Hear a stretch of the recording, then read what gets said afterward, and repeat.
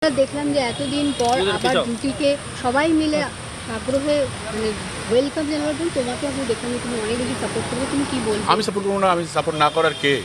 Support আমাকে করতেই হবে। প্রথমত হচ্ছে বাংলা যে কোনো সিনেমা আসলে আমি তাকে সাপোর্ট করি, কারণ একটা সিনেমা বানাতে যে স্বপ্ন দেখতে হয়, তারপরে এতটা পরিশ্রম করতে হয়, তার সঙ্গে অনেক স্টেক লেগে থাকে আর কি। সো আমি চাই সব বাংলা সিনেমা, সব সিনেমাই, শুধু বাংলা না, যে কোনো কাজ, ক্রিয়েটিভ কাজই সাকসেসফুল হোক।